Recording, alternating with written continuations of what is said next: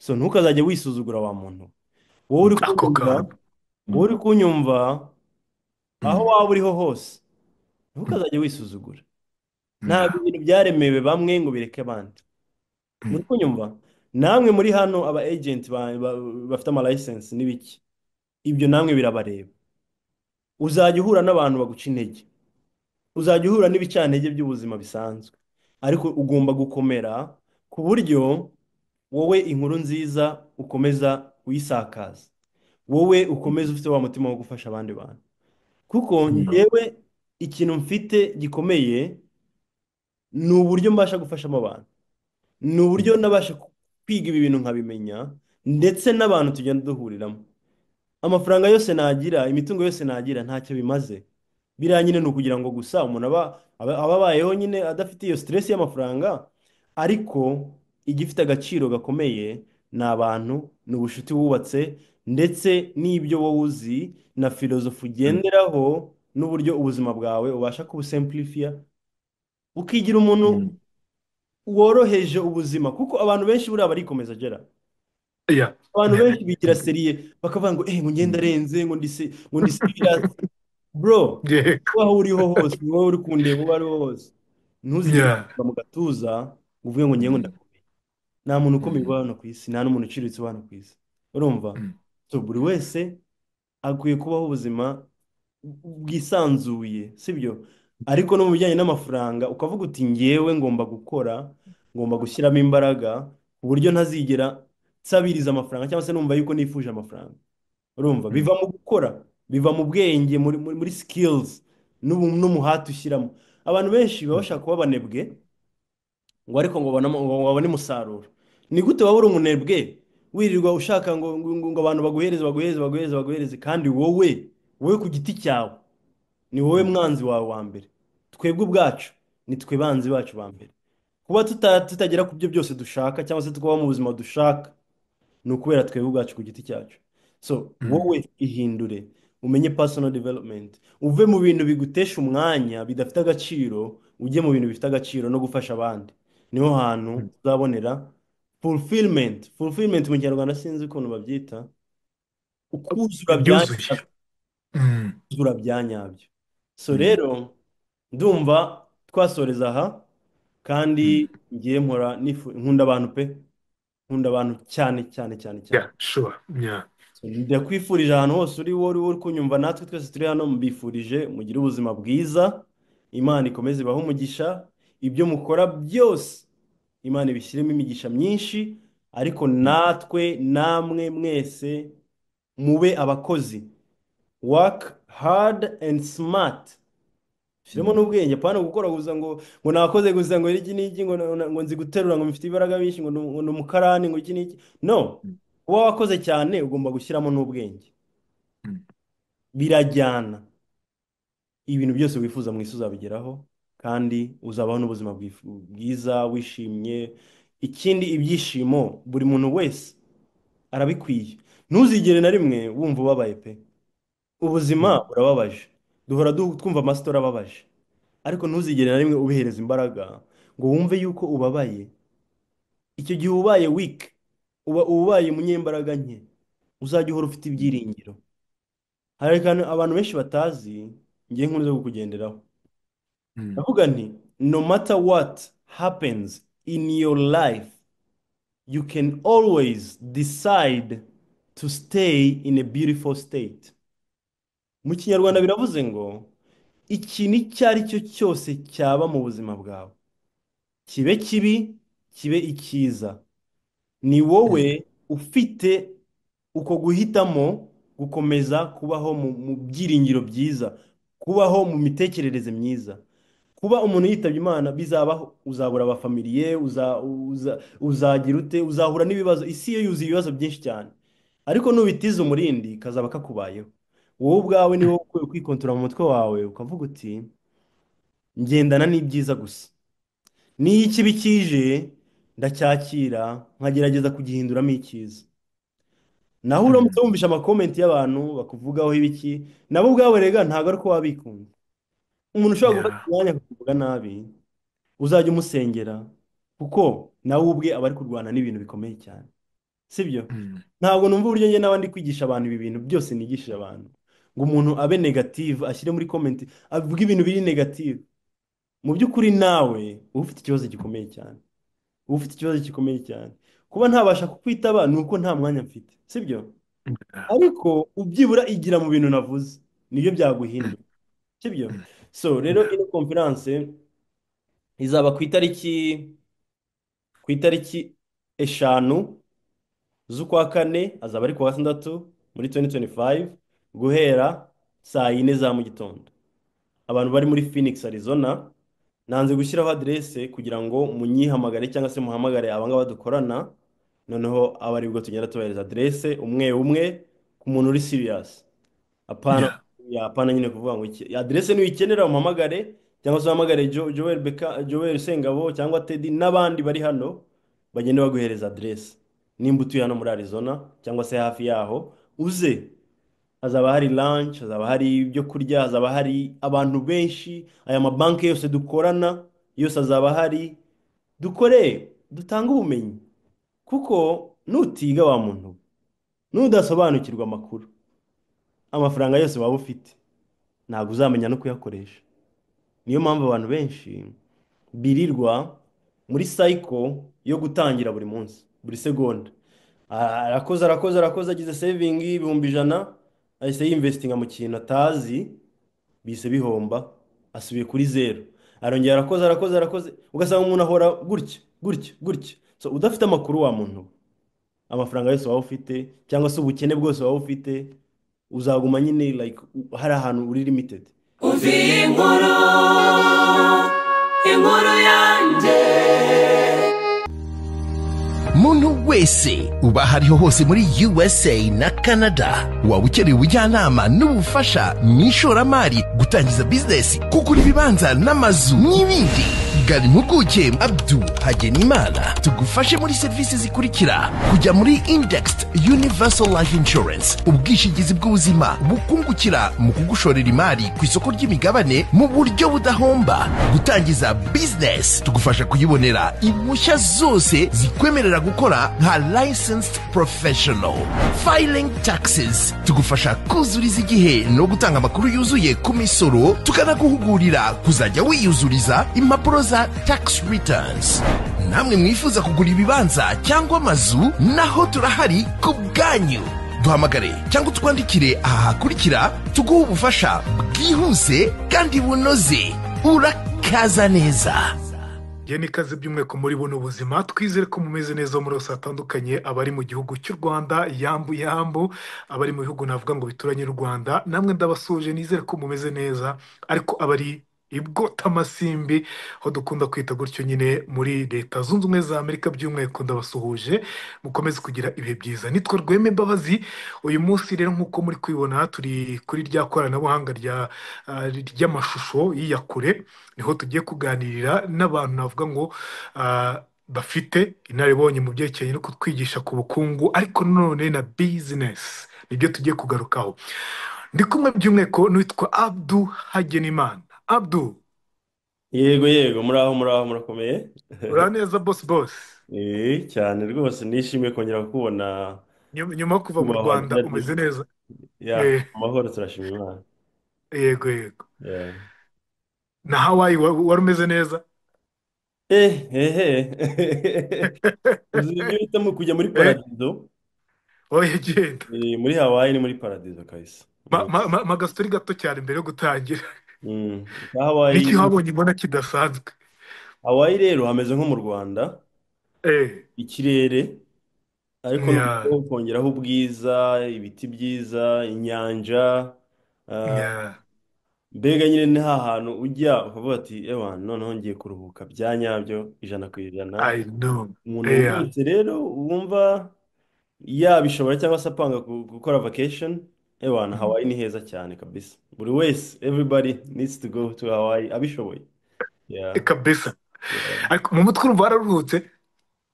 Nararuhutse cyane ku famiye yanjye, umugore n'abana n'abandi bantu Mm. twagiye duhura nabo bakomeye cyane. Nya, So urumva nya, nyine ugeraho ukaruhuka, ukaba nyine uretse ibindi bintu bikugira busy cyane ugafata umwanya wo kwitekerezaho ukinjoyinga Mm. famiye nyine ukumva biraryoshye cyane.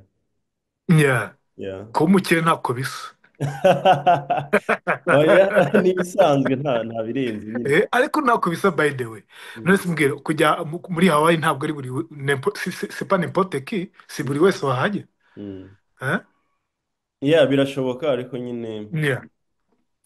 icya mbere ni imitekerereze, ufite imitekerereze myiza n'iki iby'ubukire bindi Eh, ni hano mu mutwe nyine nta kintu yeah. materialistique Yeah. cyaguhereza ibyishimo Mm. n'ukwizera cyangwa se n'ibyo byishimo uba ufite bihera hano mu mutwe, so aho waba uri Mm. hose it doesn't matter. Kabisa. Yeah. Turi kumwe na Abdul Hagenimana nk'uko nari maze kubikubwira, ariko ntabwo turi babiri twenyine, turi kumwe na timu nini Eh, bakorana. Abdul, yego yego ndakumva turi cyane. kumwe n'abandi muri kano kanya. So uyu munsi turi kumwe Mm. n'aba partner, business partner banjye, aba Mm. partners mu ma state agiye atandukanye, nabo nigishije, ndabakocinga, ndabatraininga, kugeza ubwo nabo babonye ama licenses yabo bemerewe gukora hano muri Amerika hose na Canada. So rero ni ni ibyishimo kuba mbashije kuba ndi kumwe nabo kandi tukaba tugiye no kuganira. So uyu Yeah. munsi rero turi kumwe na Jean Pierre Mbarushimana, ndumva Yeah. Uwo mbere yo twaraganiriye. kwibwira ndashaka umuntu w'ingenzi cyane cyane witwa Anastase Hagenimana. Ndamwubaha cyane, numva ari we muntu twaheraho duhereza ikaze. urakoze urakoze Abdul, Mm. kumpereza ikaze kuri iki kiganiro hamwe n'uriya mugenzi wawe w'umunyamakuru mwashoboye gutumira. Nk'uko bivuze nitwa Anastase Hagenimana, nanjye nagize amahirwe yo kuba financial professional mu mezi ashize. haba mbanje kugushimira weho Abdul uruhare wagize kugira ngo ushobore kugera kuri iyo ntera.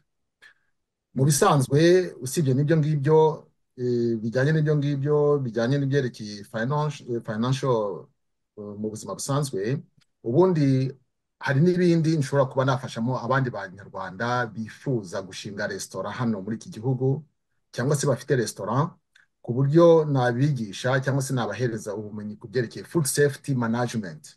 Ni ubuhe buryo bashobora kurinda ibiryo byabo, how to provide safe food, cyangwa se different forms of contamination zishobora kuvuka mu gihe bafite resitora, cyangwa se bari guhereza amafunguro abantu, n'ibintu byinshi bijyanye n'ibyo ngibyo.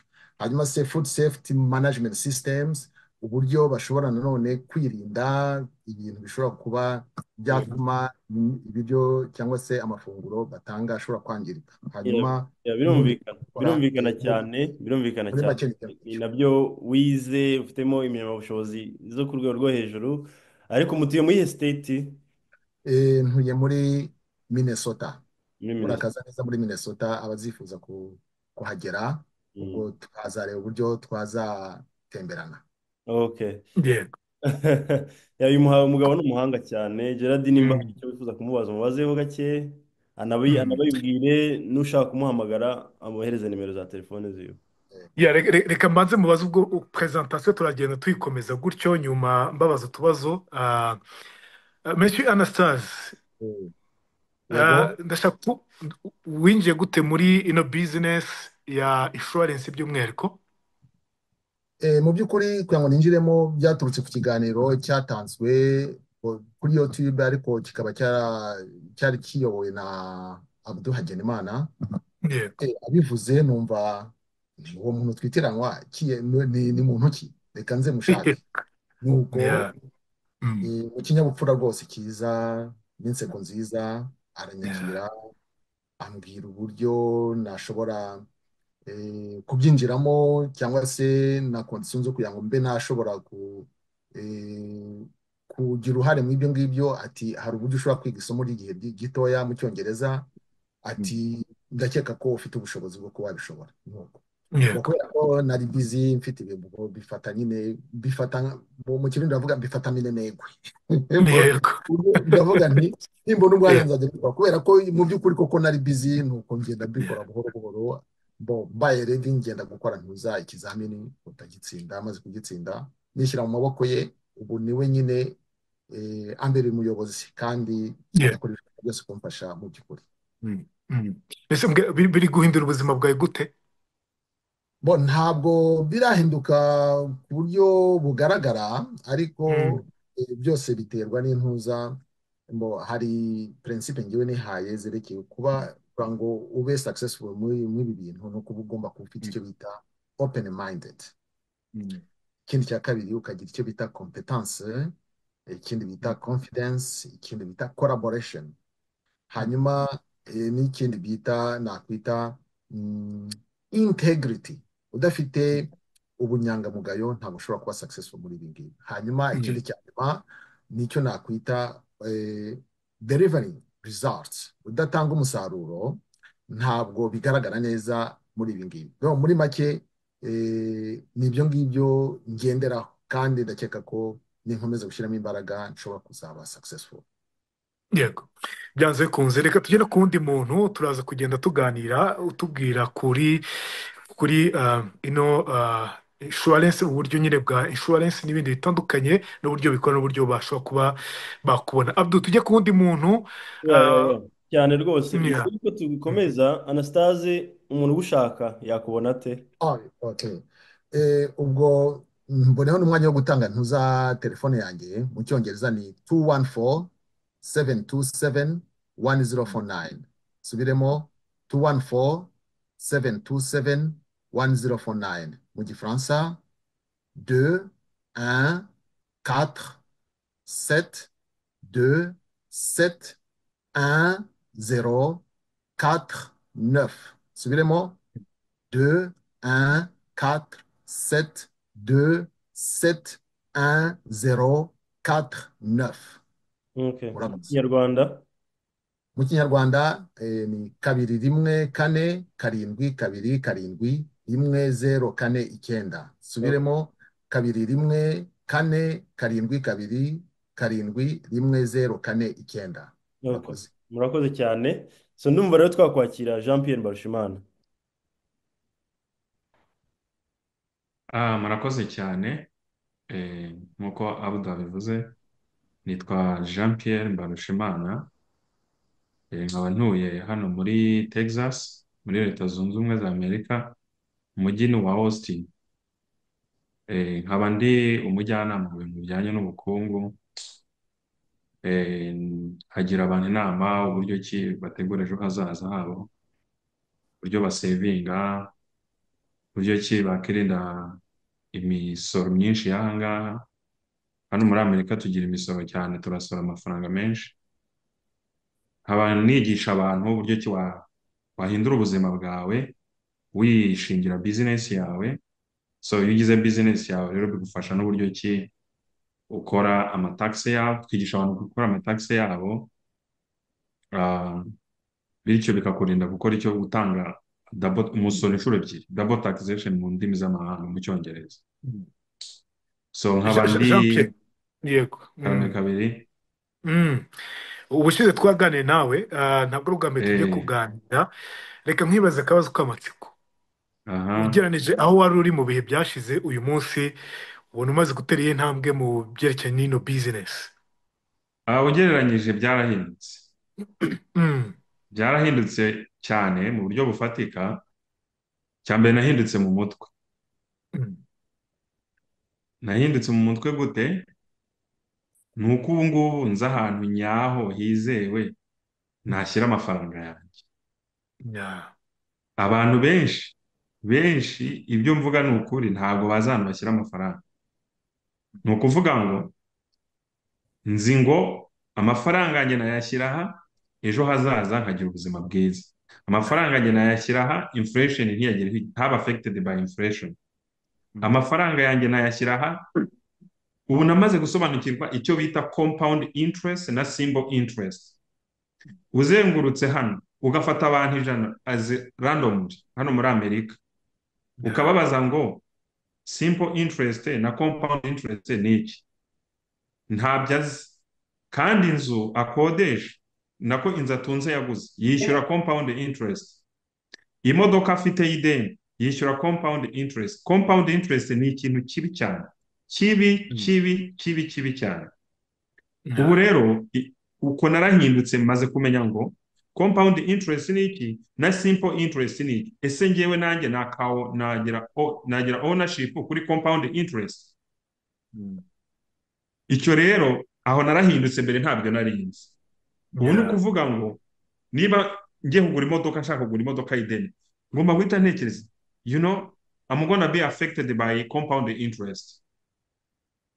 Ibyo ngahita mbitekerezaho. Ariko mu gihe abandi bantu bagenzi banjye bahita bumva kuko bamuhaye ideni, barimuhaye byoroshye, agahita yiruka agafata 20, 30, agahita agura ya modoka. Ya modoka rero bazamwishyuza compound interest, kandi afite 30 bibitse kuri banki.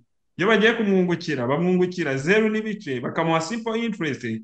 Noneho banki yo yamuha amafaranga yo kugura imodoka, bakazamucaginga compound interest. Aho ngaho narajijutse cyane. Narajijutse nubwo numva mfite narize kaminuza mu Rwanda, ahubwo mu by'ukuri nta ukuntu ntabitekerezagaho cyane. Mu buryo rero muri financially nabwo, muri liquidity naho byarahindutse.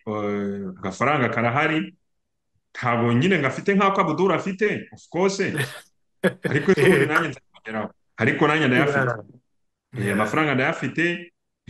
Ubu ntabwo imisoro yanjye natanze narayigaruje, yagarutse mu mufuka wanjye. Yagarutse mu mufuka wanjye. Niba naraguze imodoka 25,000 narayidekaraye.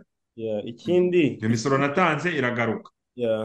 Amafaranga nagiye nshyira ku nzu yaragarutse. Ubwo urumva rero ubuzima bwanjye bwaramuvinze, narabujijutse mu mutwe n'amafaranga yaraje. n'abakiriya bafasha muri no n'abakiriya nyine nagize impact kuri society. Yego, nk'umuntu navuga ngo utarajoyininga timu yanyu byite gutyo, cyangwa utarajoyininga ino business ya insurance, wumva ari nk'icyo wamubwira? Umuntu utarajoyininga iyi business, namubwira ngo nakanguke aze yifatanye natwe, cyangwa se yifatanye n'abandi, ariko namubwira ko yaza kwifatanya natwe, akajoyininga ino business, akajoyininga iri somo cyangwa se rino shuri, kuko azakuramo ubumenyi buzamufasha, bufashe n'abamukomokaho, n'abo baziranye, n'inshuti n'abavandimwe. Kuko hano azakuramo amafaranga, akuremo ubumenyi, agire n'umumaro sosiyete. Kuko ngiye ninza nkabwira umuntu ejo akamenya ngo imisoro, burya nishyura imisoro inshuro ebyiri, ntabyo yarazi. Icyo gihe azabafashije umuntu, azavuga ati ese ni gute ntakishyura imisoro inshuro ebyiri? Nabigenza gute? Ni gute amafaranga nkorera muri banki bamaze kunca imisoro, none ejo nkajya kuyahaha ibirayi mu isoko? Ni gute nagaruza ya misoro natanze inshuro ebyiri? Nta handi, ni ahangaha. Aragira bizinesi ye, abone license yiwe, ejo ntihagera igihe cyo kuripotinga imisoro. Depanse zose yakoresheje zose azaziripotinga. Amafaranga yakoreyemo hano bayamuha nta musoro.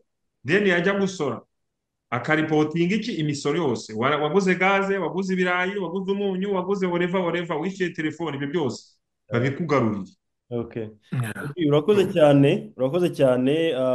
Ngaho umuntu ushaka kukuvugisha mubwire nimero zawe ariko mu Kinyarwanda kandi inshuro imwe gusa. So umuntu unyumva hano kuri Gerard Mbabazi ukurikira kino kiganiro, inkuru yanjye, utuye hano muri Amerika, state yose yabatuyemo nemerewe kuyikoreramo, mfite license, nemerewe gukorera hano muri Amerika. Umuntu nkurikira unyumva wifuza ko namufasha uburyo yajoyininga ino business nawe akiteza imbere, uburyo yakurikirana iby'imisoro ntiyishyure double taxation, uburyo yajya yikorera imisoro, uburyo yagira ubuhanga bwose dufite, yampamagara kuri ino nimero 5127275774. Urakoze cyane. cyane. Mm. Undi muntu rero tugiye kwakira ni uwitwa Obadiya Mm. Israel. Uyu nguyu we ageze ku rwego rwo hejuru. Mu kwezi kwa kabiri yakoreye nk'ibihumbi nk'icumi birenga muri uko yagendaga afasha abantu nyine, amabanki Mm. amuhemba kubera yafashe abantu kubona ibyo ayo mapolisi bashaka n'izo serivisi. So Obadiya rero umwanya ni uwawe. Murakoze murakoze, reka mbisegureho nakereweho gatoya, hari gahunda nari mfite nari nakubwiye, ariko reka nsuhuze Gerard, nsuhuze ba Thierry, nsuhuze n'abandi bose turi muri iki kiganiro cyiza cyane. Mu by'ukuri ni agaciro kuba nageze nanone hano kuri Gerard, kuri Mm. iyi channel ya Gerard.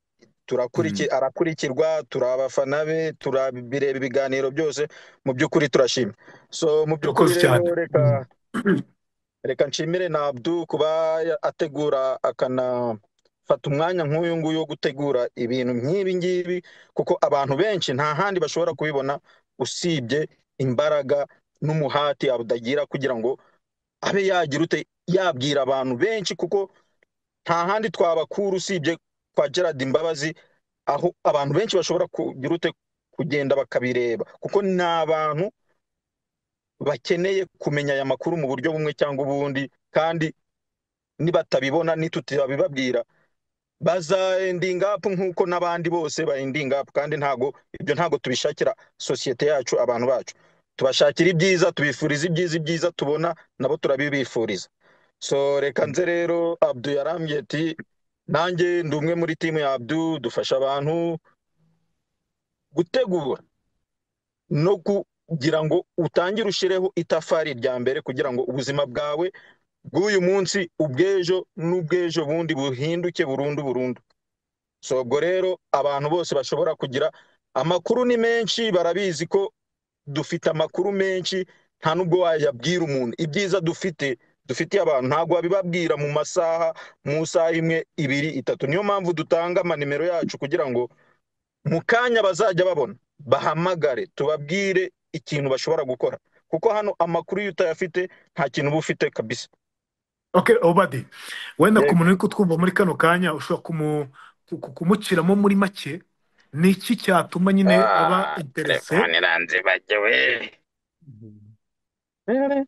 It's okay. Aha, Obadiya ntabwo dukomezanije, ariko birumvikana Abdul. Yeah.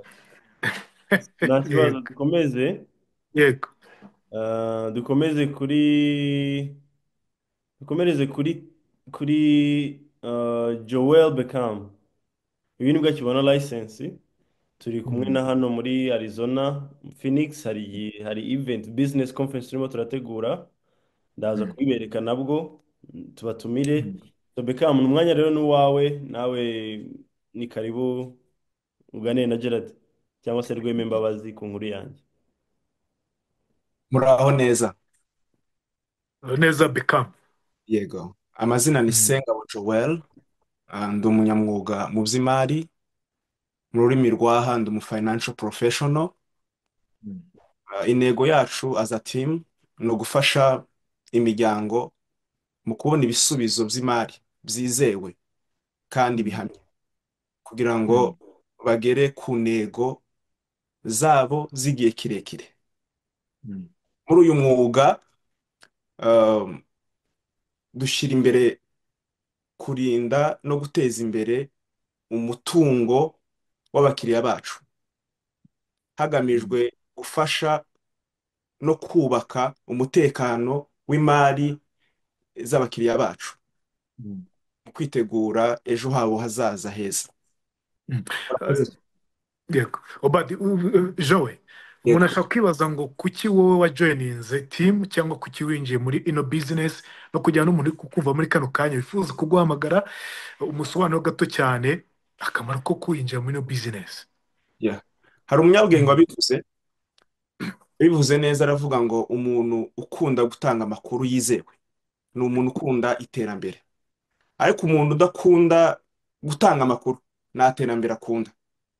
Mm. Buriya ibanga rya byose ni amakuru. Iyo habuze amakuru hari byinshi utageraho. Kumenya this business ni ubuzima, ni ukwizigama ejo hawe hazaza. Ibyo dukora byose, yaba ari akazi, yaba ari amashuri, iyo udafite ubwishingizi bw'ubuzima, dufite ubwishingizi bw'amamodoka, bw'amazu, ariko ubuzima nibwo bwa mbere. Rero iterambere n'amakuru nibyo by'ingenzi. Tugane kugira ngo tubahereze amakuru, kandi ko turafasha benshi, ko turifasha natwe, turi abahamya babyo. Murakoze cyane Okay, ni ibintu bishobora guhindura ubuzima bw'umuntu. pe, 100%, kubera ko si ibyacu, nitwikorera, ko turakorera leta, ko turakorera abaturage. Ni ukuvuga yuko ni ibintu byizewe kandi ni ibanga ry'abakire ba hano bakoresha, yaba ari amabanki, yaba ari abakire, ubisangamo abantu bamenye amakuru y'ibanga ya IUL. Murakoze cyane. Ese kuki abantu bagitseta ibirenge badashaka kwinjira muri business ari benshi kugira ngo babajoyininge mukorane? Ubona biterwa n'iki? Nta makuru? Ikibazo ni iki? Ikibitera ni ukutabasha gufungura umutima wawe. Buriya umuntu ukunda amakuru ni umuntu ukunda iterambere rye, kandi amakuru iyo aje mu muntu ugomba kubanza nawe ugakora research mbere y'uko ufata umwanzuro. Ugomba nawe kubanza kwicara ugatekereza, ese aya makuru nabwiwe ni ay'ukuri? Ukagenda ugakora research, ukabaza nawe mbere y'uko ufata umwanzuro. Ujye ubanza ufungura umutima, ufungura ibitekerezo. Nyuma yo gufungura ibyo byombi, ufate intego y'ubuzima bwawe, uvuge ngo ni iri terambere nshaka. Nta terambere uzageraho nta makuru ahari. Urakoze cyane. Amakuru barayabonye, rero bahe nimero de telefone yawe kugira ngo umuntu wifuza kumugira inama ko yinjira muri business aguceho. Yeah. My number ni 737 346 4191. Mu Cyongereza 737-346-4191. Murakoze cyane. Thank you so much. Yeah. So ndumva twakwakira Teddy Bazizane, urahari?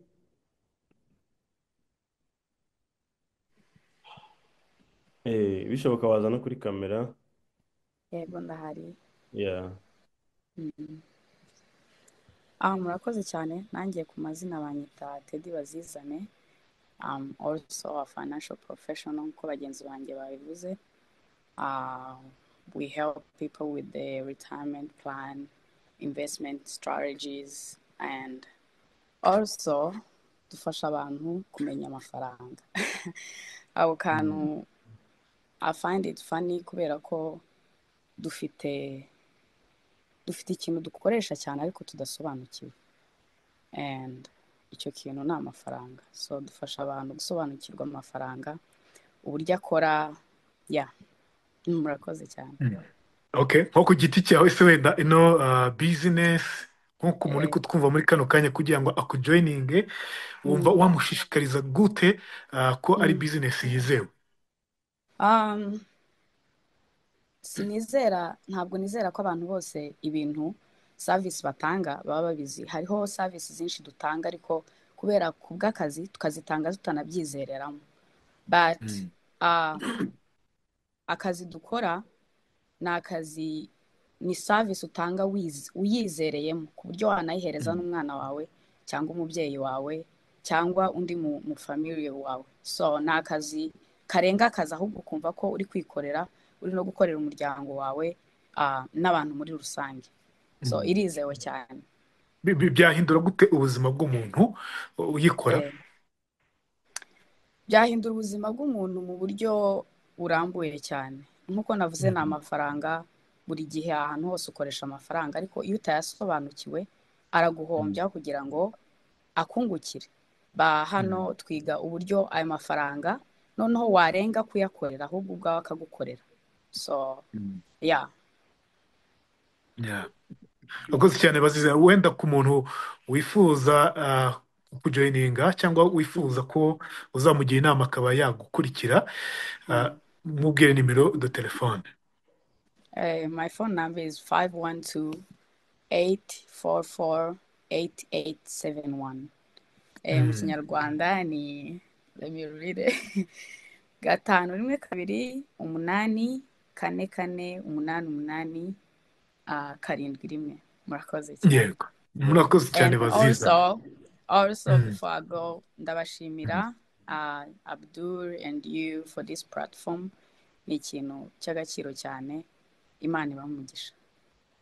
Amen, amen. Yeah. Namwe kwitabira. So noneho tukatwakire Emmanuel Nkundabantu. Abantu umusore ufite imbaraga nyinshi cyane. So I see, ndabona nyine yuko energy afite iri ku rwego rwo hejuru. Emmanuel, umwanya n'uwanyu. akoze kunyakira. Njyewe nitwa Manuel Nkundabantu, nanjye nafashe icyemezo cyo gukora bizinesi. Nabonye ari ibintu byiza kandi byizewe, aho ngo bino bintu umuntu nabyinjiramo kabisa azabona inyungu mu minsi izaza, kandi nabonye ko ari ubuzima byizewe mu buryo umuntu nyine koko yabyinjiramo yabikora. Okay, Emmanuel, hari umuntu ushaka kwibaza ngo dukurikiwe n'abantu batandukanye bari muri icyo gihugu muri Amerika, ashobora kwibaza ngo ufite akandi kazi, simburara, ndishyura amabirizi yanjye, kubera iki joininga ino bizinesi? Impamvu wabyinjiramo, nanjye nahombye amafaranga menshi. Wowe? Yes. Nahombye amafaranga menshi nyine ugerageza kubikora. Abantu benshi bagiye babivuga, kandi nyine urumva iyo utagerageje ntabwo uzi umenya. Kubwo ibyo nahonze byampaye nyine ibindi hari ibyo nigiyemo, ko hari bimwe byizewe hakaba n'ibindi bitizewe. Hari igihe nigeze guhomba amafaranga menshi, mpita mvuga ngo ibintu bya bizinesi ndabiretse. Ariko ngeze kuri bino nese mbona ko kabisa ari ibintu bizima ngomba kubijyamo, kandi koko nabo ari ibintu kubera ko bifite facts, ni ibintu biba bigaragara barimo kubikwereka ko unoze kuri screen, uburyo kabisa ari ibintu biri convincing cyane. None se wenda wowe wagize gutyo urahomba, ufite experience itari nziza mu zindi business, ugize gutyo winjira muri business ya life insurance, navuga ngo hari icyo byahinduye ku buzima bwawe mu buryo buri financial? Yeah. Kandi wenda nubwo bwose bitahindura akanya, ariko ni ibintu bigaragara ko muri future bizahinduka. Kuri ubu ngubu nyine nanjye simazemo igihe kirekire, ariko ngiye kera hari ibyo natangiye kugeraho, si ukubesha. Faranga narabonye kandi ndacabona n'ayandi kubera ko nkirimo gukora. Iyo urimo gukora ubona amafaranga. So yego. Wenda nko ku muntu navuga ngo wifuza kwinjira muri ino bizinesi kugira ngo wenda ahamagare agukurikire, wamureshya gute, wamubwira ko ari ngombwa kuza muri ino bizinesi gute? Akajambo kamukurura ni akahe gatuma aza kukujoyininga? kubera ko bino bintu ari ibintu byo gushora amafaranga. Ubwanjye ndi umukirisitu, hari ijambo rivuga ngo unyanyagize imbuto zawe ku mazi, igihe nikigera uzasarura. Nudahinga ntuzasarura, ariko nushora amafaranga uzunguka. Kubera ko hano muri Amerika abantu benshi barakora, ariko kubera ko bakora hari ibintu byinshi. Urabona, iyo ubonye amafaranga hari ayandi nyine ibintu nyine bya attracting, ugahita wibuka ko ufite gukora kino kintu, amafaranga yose agahita ashira. Nkanjye hari igihe nyine mbona amafaranga nzahembwa ataragera kuri konti, rimwe na rimwe akagera kuri konti yashize. kubera ko kera mba namaze kuyakarikiretinga yose akaba yashize, donc akagera muri konti ahita agenda ahandi. Ariko nyine iyo upanze noneho sasa bino kintu bigufasha nyine kugira gahunda no kugira intego, ukavuga ngo reka muri iyi plan shyira amafaranga yanjye hano hantu, shyira amafaranga hano hantu, mu buryo imyaka runaka cyangwa igihe runaka ushobora gukina amafaranga ntuyabure. Nk'ubu hari abantu nyine bamaze igihe kirekire hano wabwira ngo pesa nko ku bihumbi bingahe baba batayibona, ariko ibi ngibi uvuga ngo ufite amafaranga isaha n'isaha kubera ko ni investment, uyakeneye icyo gihe urabona kubera ko aba ari amafaranga yawe, kandi wakenera kandi no kuyareka akomeza kubyara ku investment yawe.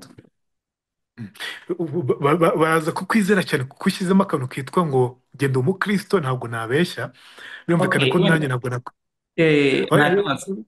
Yego, yego. Nanjye ntabwo nakwicara ngaha ndi kubeshya abantu. Wenda hari umuntu aka kanya uri gushidikanya, se mbyinjiremo simbyinjiremo, mbyinjiremo simbyinjiremo, muhe telefone yawe kugira ngo anytime igihe yifuza azaguhamagare kugira ngo umusobanurire neza mu buryo burambuye kandi bwizewe. Ya telefone yanjye ni 6 Kinyarwanda. Nyarwanda 615.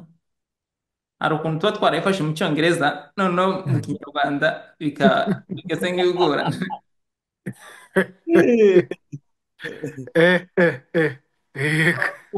Si ukubera ko twibagiwe ikinyarwanda siko, ahubwo ni ukubera ko aribyo twafashe mu cyongereza gusa, kandi imibare nyine birumvikana. ariko ni 615 240 95330. Uwo muntu wamubwira uti ni karibu rwose kandi wizeye gukira. Ngenda mwizeza ko naza azaba agize amahirwe kabisa. Yego, urakoze Kandi cyane. ibisubizo kabisa byose turabifite, turamusubiza ibishoboka byose. murakoze Yego. cyane Emmanuel. Kandi turabashimira cyane kabisa kubw'umwanya mwaduhaye. Mwakoze namwe. So ikindi murabona ko ibi ni ibintu like nationwide muri Amerika hose mu mastate yose. So ni ukuvuga ngo nk'urugero Emmanuel atuye muri Tennessee, abantu bo muri Tennessee mwabasha kumugana, cyangwa se nanjye ubundi gutraveling Amerika yose mwese nzagenda bageraho. So dukora ama business conference hirya no hino. Teddy Bazizane ari hano muri Arizona Phoenix. Joel Beckham cyangwa se Joel Sengabo atuye muri Austin Texas. Anastase Hagenimana atuye muri Minnesota. Elias atuye muri North Carolina. Jean Pierre Mbarushimana atuye muri Austin. Hari n'abandi benshi benshi benshi batabashije kuboneka uyu munsi, ariko ikintu buriya ikintu mu by'ukuri tuba tugambiriye ni uguhereza amakuru bene wacu, ni uguhereza amakuru abantu bumva ururimi tuvuga, abanyarwanda, abarundi, abakongomani, abo hirya no hino, kuko nk'uko Obadiah yabivuze n'abandi bose, icya mbere burya ni amakuru mu by'ukuri. Kandi nufunga umutwe wawe ugashaka kwigira umuntu udashaka kumva, ni wowe bigiraho ingaruka, noneho bikajya no ku muryango wawe, noneho bikajya no ku iterambere ryawe. So biba byiza mu buzima wirekuye ukaba umuntu wiga, ukaba umuntu uri optimistic. Abantu benshi babayeho mu buryo buri negative cyane, ugasanga ikintu cyose umubwiye negative, arashaka gushyira ikintu ngo hoya ngo kubera iki. Open yourself, irekure, ufungure ubwonko bwawe, ubashe kwiga, ubyumve, atari kugira ngo gusa ubicalenginge cyangwa se ubipushinge kure, kuko uko uzajya ukomeza ubipushinga kandi bikureba, mu by'ukuri ni wowe utwimukira. Twebwe si inyungu tubivanamo ngo baraduhemba, ngo amabanki araduhemba ibiki n'ibiki, ngo komisiyo iki, no, n'ibyo birahari kuko akazi kaba kakozwe, ariko irebewe ku giti cyawe. Urebe uyu mwana w'umuhungu wafashe umwanya akaza kukureba, akakwigisha, agashyiramo imbaraga, urebe ibintu arimo ushaka kukwereka, kuko urugero nabahereza nk'uburyo ino index universal life insurance ikora mu buryo bworoshye. Ngewe kuva nagera muri Amerika mpamaze igihe kitari gitoya ariko kitari na kinini, imyaka 5. Ariko nkunda ibintu bya finance pe, no kuinvestinga no kwihugura hirya no hino. Ntabwo navuga ko ndi umuswa iyo bigeze kuri finance. Ibindi runaka ku ruhande ushobora kuba ntabimenye cyane, ntabwo ariyo focus yanjye iri. Ariko iyo bigeze kuri finance, kumenya system za hano muri Amerika, taxes, investments, stock market, amazu, ibiki n'ibiki, ngewe ntabwo nari nabona iyindi investment cyangwa se ahandi hantu heza hari safe wakubakiramo ibintu byawe by'amafaranga, ibyo bita wealth creation cyangwa se foundation ya finance yawe, usibye hano muri index universal life insurance. Kubera iki? Impamvu nyinshi cyane, nyinshi cyane. Icya mbere, ngiye nkunda kwiheraho urugero, ndi umuntu uri honete, ugira ukuri, mbashaka kukwereka ibintu byose ku murongo, iki n'iki. Amagambo yose mvuga amenshi 100% aba ari ukuri, niko nteye. Ntabwo ndi wa muntu ushaka kubwira ibintu ngewe ntarakora cyangwa ntaribonera n'amaso yanjye, cyangwa se ntarabona abantu babikora. So ibintu rero muzabambabwira muzabe mubifata nkaho ari ukuri 100% nyine, like nta wikuri gutekereza ibintu byinshi, kuko ngewe ikimbabaza no kubona nabwira umuntu ikintu kitari cyo. So ni ukuvuga ngo iki niherewe urugero, ngewe mfite polisi ya $1,000,000. Urumva, ushobora no guhera hasi uko wishoboye, sibyo? Madamu wanjye namufatiye $500,000. Mfite abana 2 b'abahungu, umwe afite imyaka 4 n'undi afite imyaka 2. Umwe afite polisi $500,000 n'undi afite polisi $500,000. Ni ukuvuga ngo iyo mvuze polisi ya miliyoni mubyumve muti, ni ukuvuga ngo ni nk'ubwishingizi bw'ubuzima mba mfite, ni contract iri aho ngaho. Bivuze ngo ndamutse nitabye Imana anytime, umuryango wanjye n'abo nkomokaho n'abo nazanye ku isi n'abo nshinzwe babona iyo miliyoni direct, $1,000,000 direct. So ntabwo ni kuvuga ibi kugira ngo mbatere ubwoba. Kwitaba Imana ni ibintu bisanzwe kandi bizaba kuri buri muntu wese. Icyo tutazi ni igihe bizabera. So ninzajya mvuga ibi muzabe mwumva ko ni ubuzima busanzwe, ugomba kubyakira. Ugomba kubyakira, ni rwo rugendo turiho. Nimba dukora ibyiza, dusenga ibada, ni rwo rugendo turiho. So hari igihe kizagera twitaba Imana. Bishobora kuba vuba, bishobora kuba kera. Bibaye byiza byaba kera abantu barashaje. Kandi icyo gihe cyaba kera, iyo miliyoni n'ubundi izaba ihari.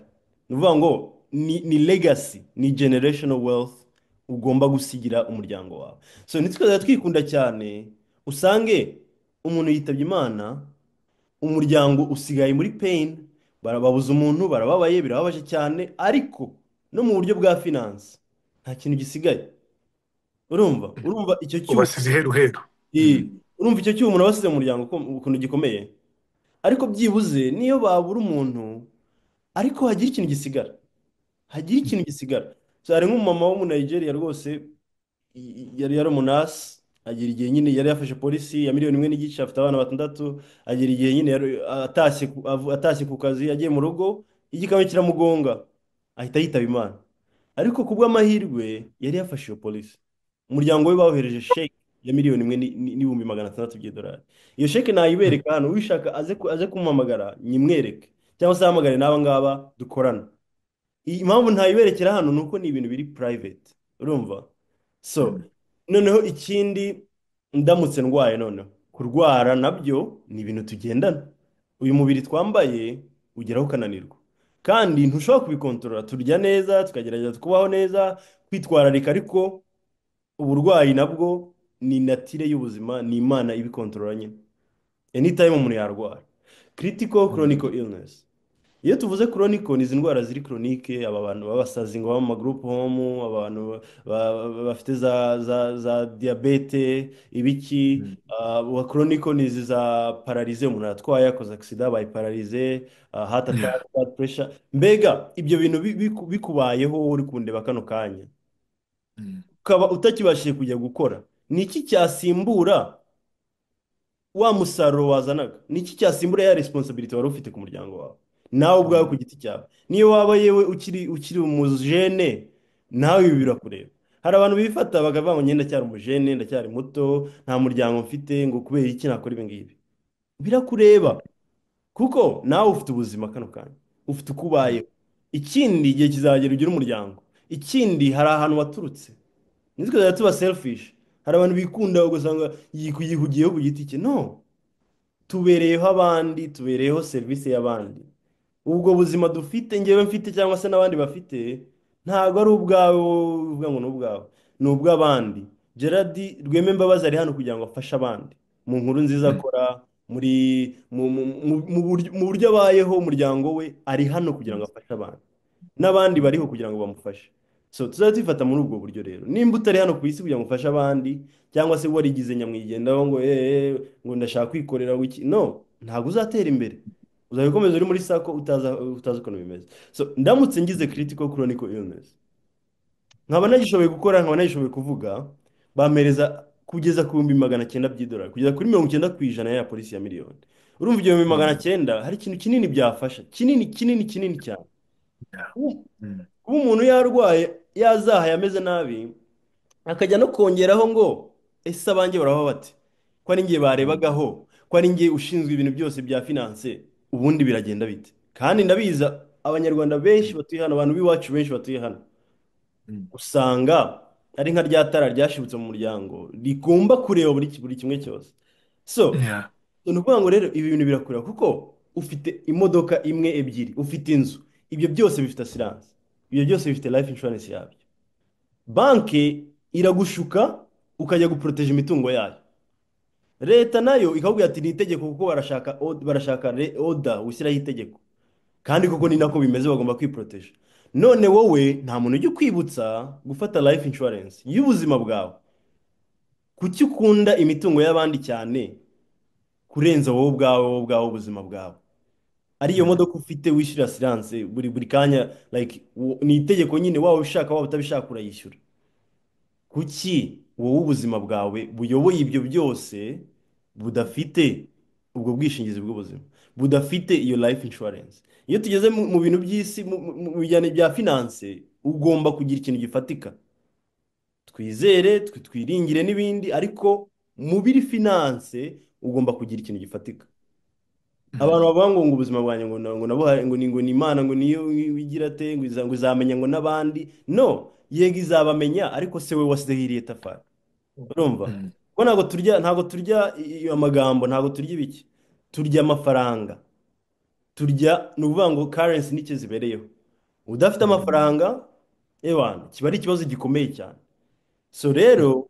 kuyamenya no kumenya uburyo yakoresha no kumenya uburyo uyigisha na bene wanyu nabyo ni ikintu cy'ingenzi cyane cyane cyane cyane tugenda dufokasinga ahandi kuri cyane usanga umuntu ari muri ibi cyane yibagiwe n'uburyo agomba kubaho n'uburyo agomba kurya at the end of the day ukeneye amafaranga so ikindi cya gatatu ni ugushora ya mafaranga ugenda ushyiramo aragenda akungukira ni nko gufata saving yawe ukayikorera aho ngaho muri iyo index universal life insurance urugero aya mabanki yaryo ndibuza no kubereka hano reka wenda hite sharinga na screen vuba vuba so nkuko nawe babwiye navuye muri Hawaii mu kwa kabiri hari umugabo nahuye nawe witwa Ed Milet uyu mugabo ni kwa kuri nyine uvuga ati uyu muntu ibintu avuga namurebye kuri YouTube nkiri no mu Rwanda muri 2019 niga muri KIST bituma amenya ibijyanye n'ino business ndimo bituma amenya amakuru ya hano muri Amerika bikora bite bigenza bite kandi ikindi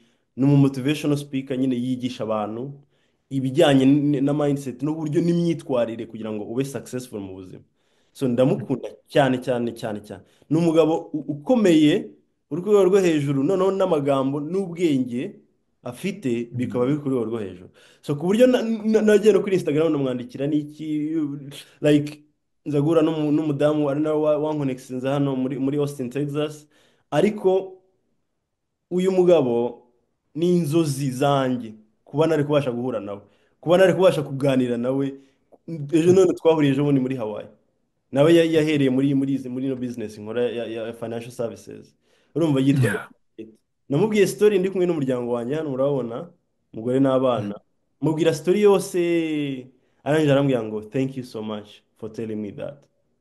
Mm. Abantu twahuriye muri Hawaii barengaga nk'abantu nk'ijana, bose bakorera miliyoni irenga buri mwaka. Uyu we Yeah. ageze kure, amaze nk'imyaka 30 irenga ari muri ino business. So, muzajye mwumva agaciro k'iyi business tuba turi kubabwira. Ntabwo ari ukuvuga ngo bla bla bla, no. Ibi ni ibintu bikomeye biri foundational. Aya ni amakampani amaze imyaka irenga 200 irenga hano akora muri Amerika, afite trillions of dollars, nibo bakontorora stock market, ibintu bya hano muri Amerika hafi ya byose bakorana namwe na guverinoma. So ni ukuvuga ngo rero ibi bintu ni ibintu biri profound, ni ibintu utagomba kudautinga ngo nyine wirirwe ushaka gushyiramo ubwenge bwawe wenda buri hehe ni ukuvuga ngo ni ibintu bikureba aho wajya hose, imyaka yose wamara hano muri Amerika, ibintu birakureba. Kuko uyu nk'uyu Ed Mylett, iyi ni Google nabajije gusacinga gusa bisanzwe, baravuga ngo Ed Mylett ni umu keynote speaker, ni umu speaker, motivational speaker, ariko net worth ye iri around Rweme Mbabazi, urabona net worth ye iri like how much? miliyoni 400.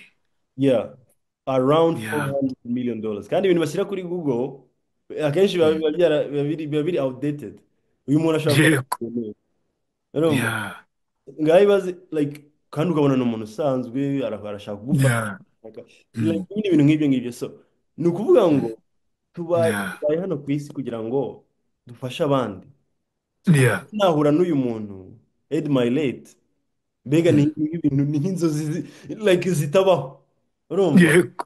So Yeah. ntabwo izo nzozi ufite izo ari zo zose ushobora kuzigeraho, ariko urasabwa Yeah. kwirekura nk'uko Joel yatubwiye, urasabwa kurekura umutima wawe ukumva.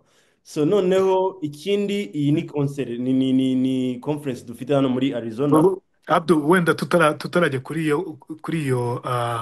ino parti yindi, ikintu waganirije uyu mugabo Ed Mylett, ni iki wamuganirije, wenda niba bishoboka, wenda mu masegonda makeya, ni icyo wamuganirije akakubwira ngo urakoze kunganiriza kuri ibi, ni icyo mubwiye kidasanzwe? Naramubwiye nti muri 2019 ndi mu Rwanda muri Kiste, ndi umunyeshuri. Yeah. Narakurebye kuri YouTube uri muganira n'undi mugabo witwa Tom Bilyeu ku kiganiro cye cyitwa Impact Theory. Abantu batakizi mujye kureba, ni ukuri muzajye mwibanda kuri personal development, sibyo? Uko wireba hano mu mutwe nibyo bitranslatinga no hanze, sibyo?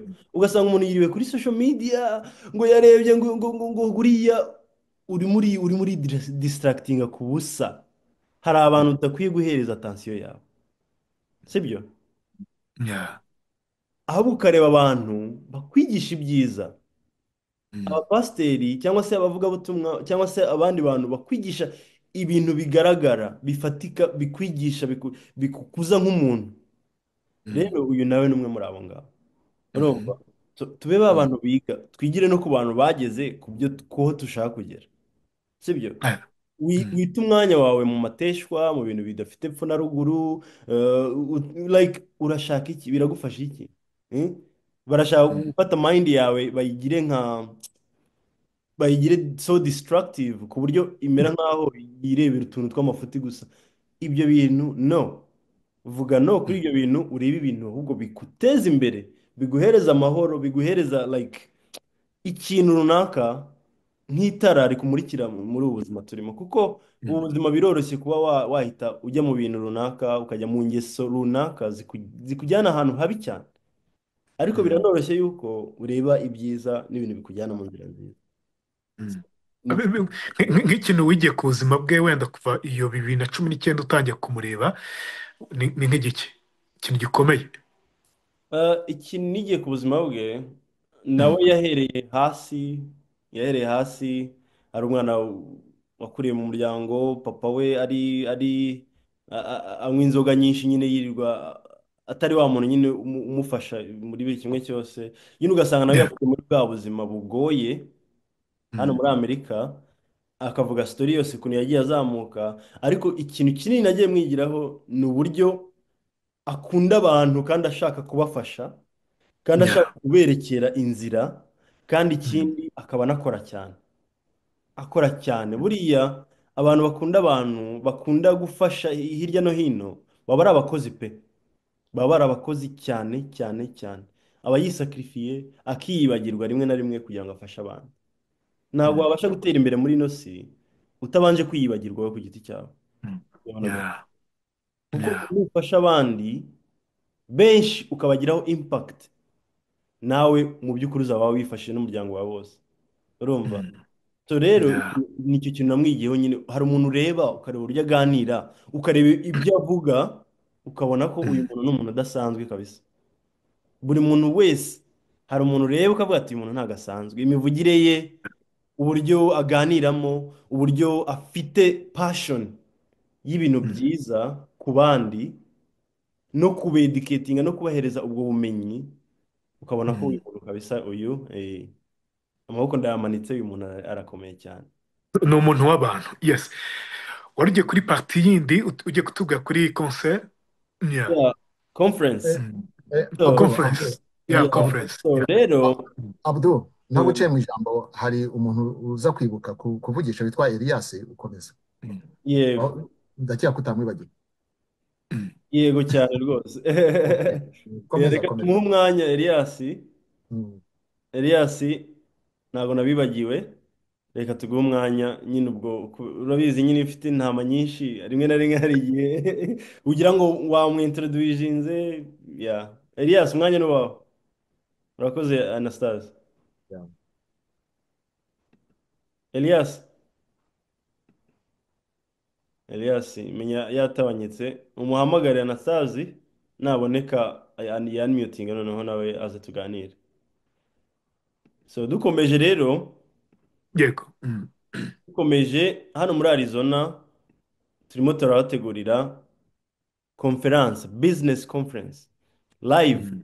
kugira ngo ibi bintu mvuga ntimukazajye mubibona gutya gusa muri ka mashine iki. Oya, Mm. duhure vis-a-vis tuganire, sibyo? Kuko guhura n'umuntu vis-a-vis nk'uburyo nahuye na Ed Milet, ngewe byari bihagije gusa kumukora mu ntoki gusa. Ibyo gusa kiba gihagije, Mm. kikwigisha ibintu byinshi, kigenda gifungura mu mutwe wawe, ukabona yuko burya nta kintu kidashoboka, nta kintu Yeah. ni twe twishyiraho bariyeri gusa. Ariko umuntu uwo ari we wese wahura nawe mu isi, umuntu uwo ari we wese ameze nkawe, nta bwenge bwinshi akurusha, ni uko gusa nyine hari ibyo yamenye ashyiramo imbaraga. Guhura nawe gusa no kumbwira iyo story, nkumva arambwira ngo thank you so much my brother for telling me that story. Urumva nawe byaramushimishije kubona umuntu like, ni ibintu bisa nkaho biri ku rwego rwo hejuru bitumvikana, ariko Yeah. nanjye ubwanjye kuba narahuye nawe gusa, we gusa, ibyo gusa birahagije. Nta n'ikindi kintu gikomeye nkeneye, icyo gusa ni confirmation igomba kugaragaza yuko nanjye ndi umuntu ukomeye. N'abantu bose ni abantu bakomeye, nta muntu uciriritse kurenza abandi, nta n'umuntu ukomeye kurenza abandi. Twese turi hano kugira ngo tubashe kuzuza umurimo, cyangwa se icyo twiyumvamo twamarira abandi. So rero Yeah. ino conference izaba ku itariki 5 z'ukwa kane, azaba ari ku wa gatandatu muri 2025, guhera saa 4 za mu gitondo.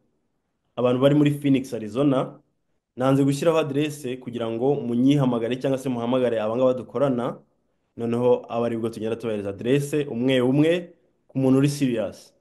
Apana, Yeah. apana nyine kuvuga ngo aderese niyikenera umuhamagare, cyangwa se uhamagare Joel Sengabo cyangwa Teddy n'abandi bari hano, bagende baguhereza aderese.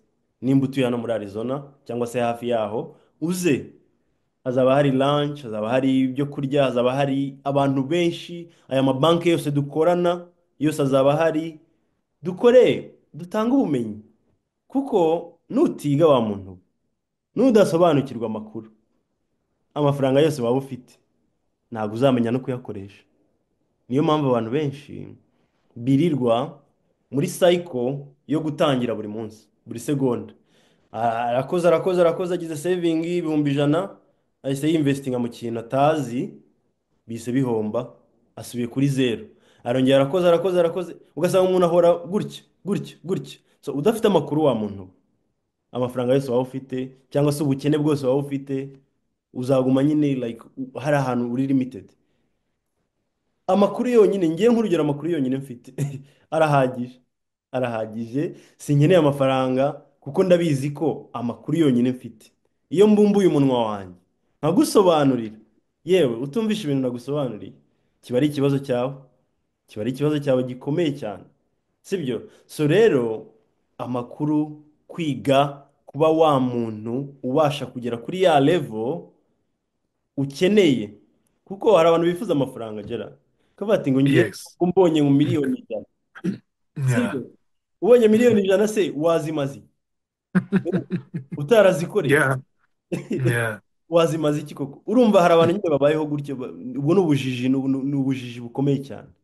Yeah. wishaka ngo ubonye, wishaka ngo kubaza ngo mana wampaye, ngo ndatekereza ngo ngize amahirwe, hoya, ugomba kubikorera, ugomba Yeah. kuzamuka ubwenge bwawe ukabugeza kuri iyo level igomba guhura n'ibyo bintu, sibyo? Mm. kuko Yeah. utaramenya gukorera miliyoni 10 cyangwa miliyoni 1 ntabwo wazagera kuri miliyoni 100. So tuba Yeah. abantu badatekereza mu by'amafaranga gusa, gukunda amafaranga kubera kuyakunda gusa, no, ba wa muntu wa attracting amafaranga, actually amafaranga agushaka. Nk'ubu urugero, hari abantu benshi banshatse bambuze, hari amafaranga yirirwa nshaka hirya no hino, ntago ambona kubera iki? Nta mwanya mfite uhagije, urumva? So, ni ukuvuga ngo njyewe ubumenyi mfite n'uburyo abantu bakeneye ibyo mfite byose, njyewe ubwanjye I wish ko naba mfite ba Abdul 10 bakorera muri Amparalel, urumva? Ariko njyewe ubwanjye ntabwo mbyibashirije. So ni ukuvuga ngo rero ibanga ry'amafaranga njyewe ntabwo bibaho ko nzigera nkena, kandi n'umuntu uwo ari we wese imitekerereze ye ayihinduye biroroshye cyane, sibyo? Yeah. usanga abantu bakomplika ibintu bidakomplitse. So rero muri Arizona muzaze, Joel nawe turi kumwe hano na Teddy, nanjye murabona ko nzaba mpari. Umuntu wese ukeneye ko tuganira, umuntu wese ukeneye mentorship personal live direct, nkamwigisha ubumenyi bwose nzi muri finance, bwose nzabubahereza. So abantu rero muri Arizona muhamagare ba Joel n'abandi, muze tuganire. Niba uzakora uyu munsi, fata off uruhuke, kuko ako kazi kawe uzagakora imyaka 40 ukorera abandi, usange nta n'ikintu wahereza umuryango wawe, usange nta n'ikintu wavuga ati umuryango wanjye narakoze, dore ka kazi nakoze nanjye namwe ndakabaraze mugakomerezeho. Gukorera undi muntu ntabwo bishoboka, ariko wikorera ufite business yawe, uba uri kubaka business ikomeye kandi ikazageraho ikaba ikintu kinini, kandi ari ikintu utanga nk'umurage. So rero muratumiye mwese. ikindi gikurikiyeho, njyewe nkunze kuba ndi busy cyane pe, n'abantu muzajya mumbabarira, kuko guhanduringa ibintu byinshi icyarimwe biba bigoye. Ariyo mpamvu mfite aba business partners, ariyo mpamvu mfite abantu bafite ama licenses mu state yose. So umuntu ugeze hano ari kureba ikiganiro, afate screenshot cyangwa se afate video, nako agapicture kano manimero, ahamagare umwe muri aba ngaba dukorana, aba partner banjye. So hari Joel, hari Teddy, hari Darlene wo muri Tennessee, hari Yvonne wo muri Indiana, hari Samantha wo muri Indiana, hari Elias wo muri North Carolina, Blaze wo muri Ohio, Bizimana thank you wo muri Nebraska, Alimas wo muri Long Island, Obadia mwamubonye nubwo ikoranabuhanga rya ryanga, aba muri Colorado, nawe ngizi nimero ze, ndaza no kugenda mbereka n'izindi. So kandi kantu tutagomba gutacingaho ni ka kantu kajyanye na investment ko gushora. Ni ukuvuga ngo muri ya polisi yanjye ya miliyoni, ngiye amafaranga bansana, amadolari bansana amadolari 500 ku kwezi, cyangwa se 6,000 ku mwaka, bitewe n'imyaka yanjye. Umuntu uri butegereza agakura, cyangwa se umuntu ukuze ufite imyaka 50 agashaka ino polisi ya miliyoni, yajya ashyiramo nk'ibihumbi 2,000 niryo bamusaba, kuko aba yarakuze, kandi igihe nyine kuko bafite statistique bagenderaho amarisike. Kandi ikindi, izi polisi ntabwo ari za buri muntu wese. Hari abantu benshi dukorera bakabangira kubera yuko bafite ama DUI, batwara basinze, bafite ama diabete, bafite izi ndwara nyine zituma iyi banki zivuga no, ntabwo uyu muntu twamwemera, ari too risky, afite risike nyinshi kurenza, ntabwo twamwemera kuko nabo baba bari kwiporoteje. Ntabwo bahereza umuntu inshuwarensi babona ari indembe yabashyira mu bibazo. Baba bashaka abantu bari Yeah. clean, n'ibinaba bibe bitabaye kuri watch yabo nyine babireba. So ikindi aya mabanki rero mwa bantu, wowe ufata amafaranga yawe ukajyana muri saving, sibyo? Ukavuga ati ngiye saving yanjye ndi kuyibika, aribyo Mbarushimana Jean Pierre yavugaga. Izi banki zifata amafaranga yawe, ukeka ko gera iyo ufashe amafaranga ukajyana muri banki, ukeka ko bayagumana Mm. ahantu bayabitse, Nkeka ko bayakoresha. bahita bayakoresha, sibyo? Amen. Kubera Yego. ko ntibakungukire. Mm. Nka hano muri Amerika Mm. bunguka 0,01% umwaka wose. Aho ni Yeah. zeru, ni nkaho nta kintu na kimwe baba bakungukiye. Bakungukira utuntu Yeah. duke cyane duke. Ufite nk'ibihumbi nka 500 kuri konte, bakakungukira nk'amadolari 30 ku mwaka wose. Yego. Izo Yeah. ni zeru nyine. So Yeah. ariko wowe wagira ikibazo ukajya kubaka ideni, uzi ibintu bagukorera? Yeah. Baguca interest iri ku rwego rwo hejuru, aricyo cya kintu Jean Pierre yavugaga, compound interest. Mm. 16%, 21%. Ibyo bintu biba bivuze ngo uzishyura double cyangwa se triple mu myaka nk'icumi mu gihe uzaba uri kwishyura iryo deni. Urimo urabyumva? Yeah. Ayo mamodoka mufite, Yeah. izo za credit card, ayo ma personal loan mufite, ayo mazu mortgages. Hari abantu bafata amazu bakagura ibizu binini batabashe no kwafodinga, ugasanga muzajye mukora needs analysis, murebe nimba ibyo bintu koko mubibashije, apana kwitura ku kintu gusa, sibyo?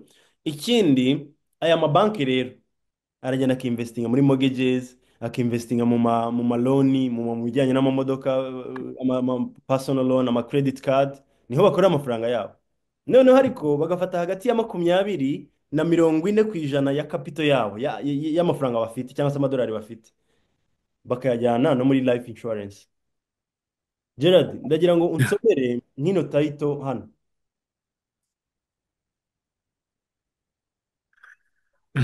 Title iravuga ngo banks linked by life insurance assets. Iyo tuvuze assets biba bishatse kuvuga Mm. imitungo Mm. very important, cyangwa se imitungo nyine iri shingiro. Uri kumva? Yego. Rero mu mwaka ushize mu kwezi kwa 9 2024, Mm. urabona Bank of America yarasize angahe muri life insurance assets? Yes. Miliyoni 24 24 miliyoni billion dollars. billion. Yeah. Ayo mafaranga Ubwo ntabwo ni abarika yeah. mu manyarwanda. Ubwo ni biliyoni Billion 24 24 billion zirenga. dollars. Yeah. Mu manyarwanda ni nka trillion 30 na zingahe. Yeah. Ni amafaranga atabarika nyine, like ni menshi cyane cyane cyane. Yego. Bank of America igafata 24 billion dollars mwaka ushize igashyira muri life insurance. Mm. Wells Fargo, aya ni amabanki akomeye hano muri Amerika, igashyiramo Yeah. 18 billion dollars. JP Morgan Chase, ari nayo dukorana n'amabanki hafi ya yose. JP Morgan Chase ishyiramo 12 billion dollars. PNC Bank ishyiramo 11 billion dollars. Nawe uri kundeba hano uri muri Amerika cyangwa se muri Canada, aha hantu hose ubika, murimo murabona ahantu amafaranga yanyu bayajyana, amadolari yanyu bayajyana. Bafata saving Yeah. yawe bakayajyana muri life insurance ya index, bakayabyaza umusaruro, bakunguka. Kuko muri life insurance, muri index, iyo isoko crashing, kwa kundi bihomba, ekonomi yagenze nabi, nta kintu na kimwe uhomba, ugomeza uri mu nyungu yawe hejuru. Wenda ushobora kugira 1 cyangwa se 0, ariko ntugira ikintu na kimwe uhomba. Yego. Mm. Noneho kandi muri life insurance ukayavanamo tax free, utishyuye amatax kandi kuri compound interest. Ikindi, abantu bagenda mu mastoke, ngo ngizo za forex, ngo ngizo ngo za cryptocurrency, ngo ngizo ngo za mastoke asanzwe, imari n'imigabane, ngo bararirwa ibiki ibintu nk'ibyo ngibyo. Biriya Mm. bintu bizamuka bimanuka, ni nko gukina urusimbi. Urumva? Yeah. Birazamutse uyu munsi ejo biramanutse, birazamutse uyu munsi ejo biramanutse. Noneho ukuntu abantu bateye bo, uburyo duteye twebwe, duteye ku buryo tugomba guhomba byanze bikunze mu bintu by'urusimbi. Kuko ugura byazamutse, byamanuka ukagira ubwoba, ugapanika, ukagurisha. Kugenda ukabona birazamutse, ukagira ubwoba, ukavuga ati biransize. Kugenda ukagura. Yego. Rero iyo ushatse gukina iyo game utazi ubwenge bwayo cyangwa se utarabyize ku buryo ubasha kumenya iyo discipline, uzahomba, uhora uhomba, umara imyaka 10 w'investinga, ubone birazamutse bihise bihomba byose. Kuki wahora muri ibyo bintu rero? Twebwe ahantu tugushyira muri life insurance muri index, tugushyira ahantu ku buryo utazigera uhomba. Wowe uzajya uparticipa muri positive, uzajya ubona inyungu muri positive gusa. Urumva? Ahandi Yeah. nibimanuka ni akazi kabyo, wowe ntabwo ujyana nabyo, ugumana inyungu zawe. So ibyo rero nibyo twigisha abantu, kandi tax free, amataxi ni ikintu gikomeye hano muri Amerika. Ikindi kintu bijyanye n'amazu, hari abantu bagura amazu ngo ngo iyi ni asset yanjye, ngo ni ikintu gikomeye. No, inzu niyo kubamo bisanzwe. Rero ntukazajya wipanika ngo ugure ngo ikintu ngo gikomeye udafite n'amafaranga ahagije yo kugispendinga iyo nzu. Fata akantu gasanzwe wishaka kwimpressiona abantu, nta muntu kwitayeho. Urumva? Yeah. Nta muntu kwitayeho, buri wese afite ubuzima bwe ku ruhande. So rero inzu nazo ziramanuka zirazamuka, ariko ekonomi yagenda nabi nko muri 2008, isoko ry'isi yose ryarahombye kubera amazu, bihomba hafi 50%. Nk'umuntu wari ufite inzu y'ibihumbi 100 hano muri Amerika yashakaga n'umuhereza 20,000 akamubura, kubera nta muntu n'umwe washakaga inzu. Amabanki yari yatanze amadeni menshi y'amazu, bita birakolapsinga. So amazu nayo arakolapsinga, kandi ubu uko ngiye mbibona, isoko rishobora kuba rigiye kumanukaho gake, kuko buri myaka 10-5 iri imbere uzabona ikintu cyitwa crash ikomeye ikomeye, hahandi abantu babura utuzi, hahandi abantu bewana ibintu byose bijya down ku buryo uvuga ati kabisa noneho biragiza. Ariko umuntu wasize amafaranga ye hano muri life insurance nta kibazo na kimwe gihari. Ariyo mpamvu ngiyeyo ku giti cyanjye sumva ko bansaba 500 yonyine, ariko leta inyemerera kugeza ku 51 ku mwaka ndamutse nyafite.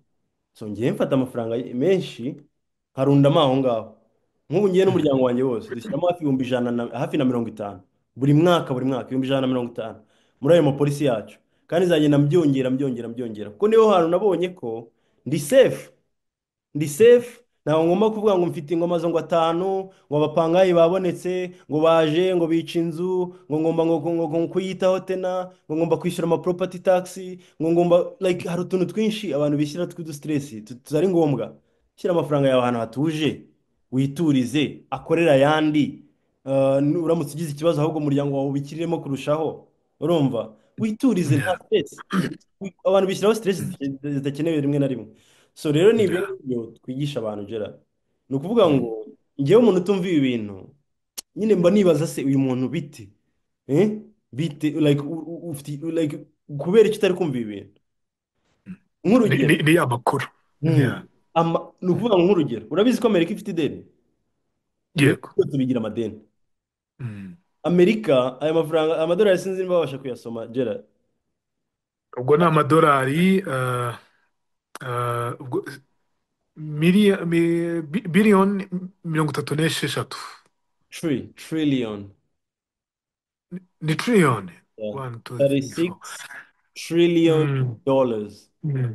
Ubwo ni tiriyoni 36 z'amadolari. Z'amadolari. Amerika ifite nk'ideni. Noneho ikagira GDP, gross domestic product, nyine GDP ya trillion 29 trillion dollars. Bivuze ngo harimo deficit cyangwa se ikinyuranyo cya trillion ziri hafi 8, zenda kuba 9. Izo trillion 9 ni ryo deni Amerika ifite. Iryo deni wibwira ko rizishyurwa na bande, Gerard?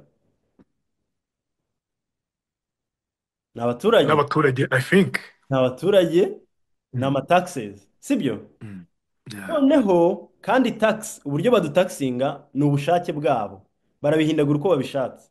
Ariyo mpamvu nkwereka hano, niyo mpamvu ugomba kuvuga ati ese amafaranga yanjye ndi kuinvestinga nzishyura tax nyuma ku nyungu muri 401k kubiki nzazishyura nyuma, ko nuzishyura nyuma ntuzijya aho amatax azaba ageze. Ariko iyo yasize muri life insurance yawe biba birangiye, nta matax uzongera kudiringa nayo, ukomeza wirira izo nyungu zawe tax free, nta n'umuntu ugomba kumenya ngo ufite amafaranga muri life insurance.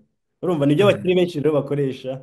Twebwe abandi bantu basanzwe bari aho ngaho basanga umuntu usanzwe uri aho ngaho uri average wiyirirwa mu bintu nyine utamenya, kuko amakuru y'ingenzi. So reba nka chart y'amatax hano muri Amerika. Urumva? Mu 1913 amatax yari ari ku 9%. 9%. Ni ukuvuga ngo umuntu wakoraga 100,000 yatwaraga 90 mu rugo, agasigaza 10,000 muri guverinoma kwa Uncle Sam. bigeze mu ntambara ya mbere y'isi. Intambara ya mbere y'isi numva yarabayeho hano mu 1918 gutyo. na 16. Cumi na gatandatu gutyo kuzamura, bihita bizamuka amatagisi agera kuri 80%. Umuntu wakoraga ibihumbi 100 yagumanaga ibihumbi 20, ibindi 80 akabihereza guverinoma mu matagisi. Muriho murabyumva? Bigeze muri ntambara ya kabiri y'isi mu 1945 gutyo, muri biriya bihe amatagisi arazamuka hano muri Amerika agera muri 94%. Ni ukuvuga ngo umuntu wakoraga ibihumbi 100 icyo gihe yatwaraga ibihumbi 6, akaba aribyo abanaho n'umuryango we n'ibiki, ayandi ibihumbi 94 byose bikajya mu matagisi muri leta. Urimo urabyumva? Uyu munsi tuvugana amatagisi ari hagati ya 30 na 40. Umuntu ukorera ibihumbi 100 yishyura nk'ibihumbi 30 muri tax, agasigana na 70. Urimo urabyumva? Noneho hari igihe bishobora no kuzamuka. Hari igihe bishobora kuzamuka cyangwa bikamanuka, ariko amatagisi urumva azamanuka cyangwa azazamuka mu gihe kizaza gera?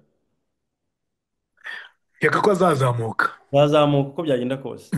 Rero niyo mpamvu ugomba kuinvestinga ahantu ikintu cy'amatagisi cyakemutse, kandi hamwe muri aho hano muri life insurance. Mw'abantu mwe nimukazajya mwumva ko life insurance ari ukwita Imana gusa, harimo ibintu byinshi, ni strategy. Ngewe niho nzuba ubwanjye n'umuryango wanjye wose, abana bakajya ku ishuri imyaka 18, 21 bagiye bari gukomeza mu makaminuza bafite amamiliyoni n'amamiliyoni tax free, bashobora kuyakoresha badafashe amadeni. Ushaka kujya gukora business agakora business uko abishaka. Mbega atari ko nuvuga ngo uzajya utegurira abana bawe nawe ubwawe na retirement yawe. Ntukazajya ubaho nk'umuntu uzapfisha, ntukazajya ubaho nk'umuntu ejo ukwezi gutaha byanze byaba birangiye. No, ugomba kureba ejo hazaza, ikindi wishyire muri position ubone inyungu nyinshi. Ese bwo kugumana ibyo bihumbi 50 muri saving yawe ukabyica ubusa, kandi umuntu yamuseye yitabye Imana n'ubundi muryango utanayabona bayagumana mu madeni wafashe bakiyishyura, cyangwa se umuntu arwaye bayakoresha mu kwivuza bigata birangira umuntu agata aba zero, kuki utakishyira muri position nziza? Ikindi nkurikijeho tunarangiza, aba ni abandi bantu mugomba guhamagara mu gihe wambuze. Ngewe rimwe na rimwe uzajya ubahamagara abangaba bagufasha, kuko mba ndi busy cyane cyane cyane ku rwego rwo hejuru. Uyu witwa Shyaka ni wo muri Colorado, dore nimero ze ngizo. Jean Pierre Mbarushimana turi kumwe hano, dore nimero ze ngizi. Marco nawe wo muri Austin, dore nimero ze ngizi. Anastase Hagenimana, twitiriranwa, urabona izi nimero ze ngizi. Honorine, dore nimero ze. Divine, nimero ze. Yvonne, nimero ze. Elimine wo muri Virginia, nimero ze. Lilian wo muri North Dakota, dore nimero ze ngizi. Abo bose bafite amalicense bemerewe kubafasha. Thierry dore nguyu hano. Abantu abarundi bashaka guconnectingana n'abarundi bagenzi babo kugira ngo babashe kumvikana byimbitse, dore uyu nawe atuye muri Maine. Thierry Irambona nawe mu mugane. Noneho turangiza, abantu twese gera turi muri izi kategori uko ari 3. Urabyemera? Iri fixed. Fixed ni ukuvuga iki? Ni ya saving yawe ufite ntijya yiyongera ntijya inagabanuka. Murabyumva? Noneho iyo inflation ibayeho, kwa kundi faranga rita agaciro, nayo amafaranga yawe ari muri saving ata agaciro, ugasanga niba inzu yaraguraga ibihumbi 100 mu 2010, ubu ngubu bigeze ku 500. Bya bihumbi 100 byawe wasize muri saving byataye agaciro, nta kintu, ntabwo byabasha kugura ya nzu ubu ngubu. Niyo mpamvu amafaranga ari hano muri saving aba ari guta agaciro. Ikintu mbwira abantu mushyire amafaranga yanyu asanzwe yo kwishyura ama bills, sibyo? Nazababeshaho hagati y'amezi 6 n'umwaka wose, igihe haramutse ubuze akazi se, igihe nyine for rainy days, igihe nyine emergency, ayo ngabo rero muzamushyira muri saving. Ayandi yose asigaye muyajyane either muri variable cyangwa se muri index account. Variable ni ukuvuga iki? Ni bya bintu nyine by'urusimbi twavugaga by'ama stock market n'ibiki byose, by'ama cryptocurrency, by'ibiki bya like nyine ushobora kuzamuka ukagira inyungu nyinshi muri 401k yawe, ushobora no guhomba byamanutse, kunyata nukazamuka ugahomba, kunyata nukazamuka ugahomba. Kandi ikindi kugira ngo wumve guhomba buriya ni ikintu cya mbere kibi kibi kibi. No muri finance baravuga ngo ntuzigere uhomba, make money but never lose your money. Kuko nk'urugero uramutse ufite miliyoni hano gera, yego. ukazinduka ugasanga yahombyeho 50%, Mm. ubwo waba usigaranye angahe? 500 000. 500,000. Noneho bukeye Yeah. bwaho bikongera nawe ugasubira kuri 50% yo Mm. kuzamuka, urumva waba ugeze muri angahe gera? So kuri ya miliyoni Are you sure? uvuze. Ni ukuvuga ngo uyu munsi Ah. Mhm. wari ufite miliyoni, Mhm. ejo uzindutse byahombyeho 50%, Yego. uzaba usigaranye 500, sibyo? 500. Noneho undi munsi ukurikiyeho biramutse byongeye bikiyongeraho 50%, waba ugeze muri angahe? Ni 250,000, niyo Mhm. 50% y'ibihumbi 500. Ufashe 250 ukabyongera kuri ya 500, urahita usubira muri 750, 750. Ah, yego yego yego yego. Ni ukuvuga ngo icyo Ah, nshatse okay. kwigisha, Mm. gusenya biroroha Mm. ariko kubaka Kubaka. biragora Yeah. cyane. Nibyo. Ni Mm. ukuvuga ngo nusenya ikintu, nubaka ikintu ukagisenya, Mm. uzajya umenya ko kugira ngo usubire ahandi wari uri bizagusaba 100%, gukuba inshuro ebyiri. Inaji Yego. imbaraga wakoresheje usenya ugomba kuzikuba Yeah. inshuro ebyiri kugira ngo usubire ahandi Mm. wari uri. Yeah. Niyo mpamvu tutagomba gusenya habe na gato, niyo mpamvu tutagomba guhomba ikintu na kimwe. Amafaranga wagezeho ugomba kuyasigasira, nicyo cyubaka ubukungu burambye. Ariho hano bibera muri index. Muri index rero nibi tubabereka bya life insurance n'izindi nyinshi, hari n'izindi financial services dufite nyinshi cyane. Ah, Yeah. iyo uzamutse muri stock baguhereza inyungu biri kuzamuka, byajya muri negative ntugire ikintu cy'umuhomba, ukamakinga ukaguma nyine hahandi wari uri cyangwa ukagera 1%, ukamera nk'uri kuzamuka ama esikariye. Yeah. Ayo none se urumva wowe wakinvestinga he gera, muri variable cyangwa muri index? Muri index. Ubwo ntujya uhomba muri index. Yeah. Ni ikintu cyo tuba twifuriza abantu, ni ikintu cyo tujya Yeah. twigisha abantu, urumva? So noneho dukomeje, hari abantu rero bakomeza kubona tuvuga ibi bintu byose bakagira ngo ni ukwivugira. Mm. Dore iyi ngiyi ni saving yanjye, njyewe mfite amadolari menshi, ni investing ahantu hagiye hatandukanye.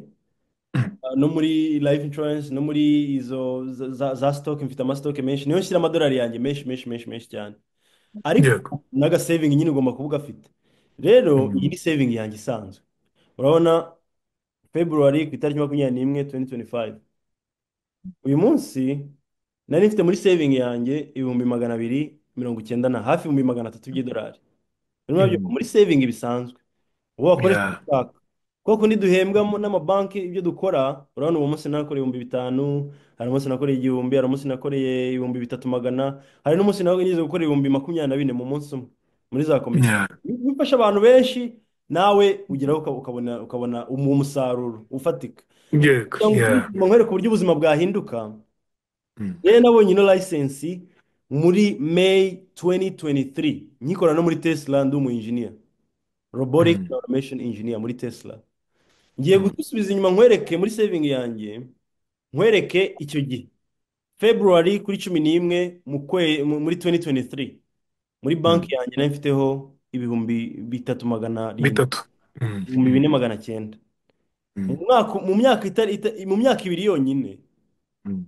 Saving yanjye niba yarahindutse, kandi hari n'ibindi bintu byinshi ninvestingamo n'iki n'andi ma business menshi, ikaba igeze ku 300 kandi narahoze ndi ku Mm. 3,000, 3. 4,000 mbayeho Yeah. paycheck to paycheck, ari wowe Yeah. umenya umuryango wose n'ibiki. Menya yuko nawe uri kureba muri saving yawe kano kanya ukabona ufite 1,000 cyangwa 2,000, wahindura ubuzima bwawe mu bijyanye na finance. Ntabwo ari Yeah. iby'abantu bamwe gusa, ahubwo ni Mm. iby'abantu bose. So ntukazajye wisuzugura wa muntu, wowe uri Ako kunyumva, kantu. wowe uri kunyumva aho Mm. waba uriho hose, Mm. ntukazajye wisuzugura. Ntabwo Yeah. ibintu byaremewe bamwe ngo bireke abandi. Muri Mm. kunyumva? Namwe muri hano aba agent bafite ama license n'ibiki, ibyo namwe birabareba. Uzajya uhura n'abantu baguca intege, uzajya uhura n'ibicantege by'ubuzima bisanzwe, ariko ugomba gukomera ku buryo wowe inkuru nziza ukomeza uyisakaza, wowe ukomeza ufite wa mutima wo gufasha abandi bantu.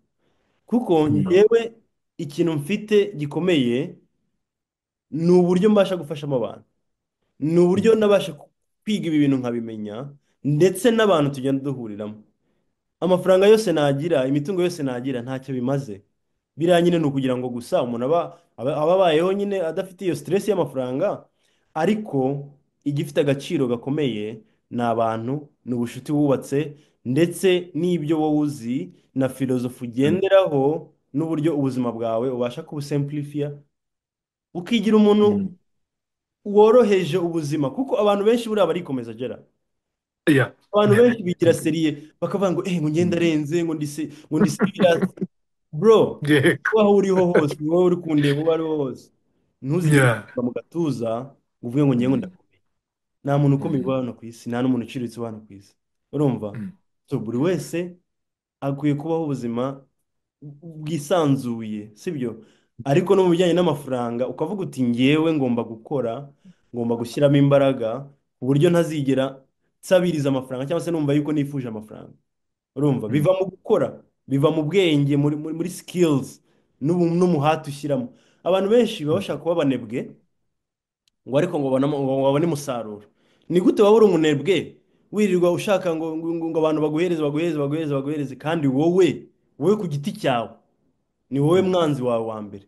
Twebwe ubwacu ni twe banzi bacu ba mbere. Kuba tutagera ku byo byose dushaka cyangwa se tukabaho mu buzima dushaka, ni ukubera twebwe ubwacu ku giti cyacu. So wowe ihindure, umenye personal development, uve mu bintu bigutesha umwanya bidafite agaciro, ujye mu bintu bifite agaciro no gufasha abandi. Niho hantu uzabonera fulfillment. Fulfillment mu Kinyarwanda sinzi ukuntu babyita, ukuzura bya Byuzuye. kuzura bya nyabyo. So rero ndumva twasoreza aha, kandi ngiye nkunda abantu pe, nkunda abantu cyane cyane cyane cyane. Yeah, sure. Yeah. Ndakwifurije ahantu hose uri, wowe uri kunyumva, natwe twese turi hano mbifurije mugire ubuzima bwiza, Imana ikomeze ibahe umugisha, ibyo mukora byose Imana ibishyiremo imigisha myinshi, ariko namwe mwese mube abakozi, work hard and smart, shyiramo n'ubwenge, pana gukora gusa ngo nakoze gusa ngo iki n'iki, ngo nzi guterura, ngo mfite imbaraga nyinshi, ngo ni umukarani, ngo iki n'iki. No, kuba wakoze cyane ugomba gushyiramo n'ubwenge, birajyana. Ibintu byose wifuza mu isi uzabigeraho, kandi uzabaho n'ubuzima bwiza wishimye. Ikindi, ibyishimo buri muntu wese arabikwiye. Ntuzigere na rimwe wumva ubabaye pe. Ubuzima burababaje, duhora twumva amasitora ababaje, ariko ntuzigere na rimwe ubihereza imbaraga ngo wumve yuko ubabaye. Icyo gihe ubaye weak, ubaye umunyembaraga nke, uzajya uhora ufite ibyiringiro. Hari abantu benshi batazi, ngiye nkunze kukugenderaho. Ndavuga nti no matter what happens in your life, you can always decide to stay in a beautiful state.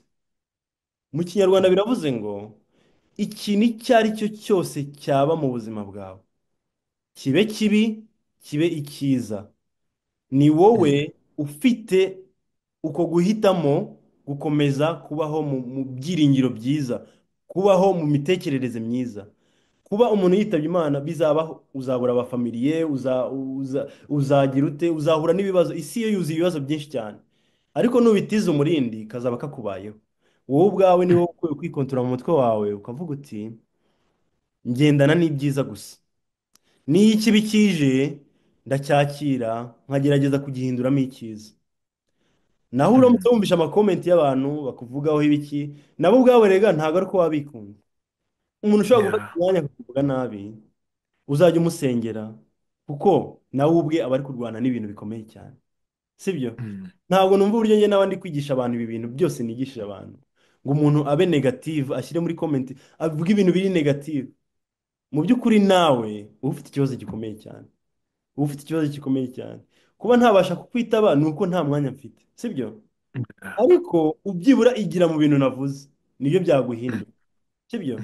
So rero murakoze cyane, Imana ikomeze ibahe umugisha. Gerard dusoza, ubwo nahawe, murakoze. Yes, Abdul, urakoze cyane ku ijambo ryiza. Yaba uri umuntu uri muri business cyangwa utari muri business, ni ijambo navuga ngo ryakwiye kugufasha. Icyaba mu buzima bwawe icyo ari cyo cyose, kibe cyiza kibe kibi, amahitamo ni ayawe. kiraguma mu buzima bwanjye cyangwa ntabwo kiguma mu buzima bwanjye, kirangiza cyangwa kirangica. Amahitamo ni ayacu.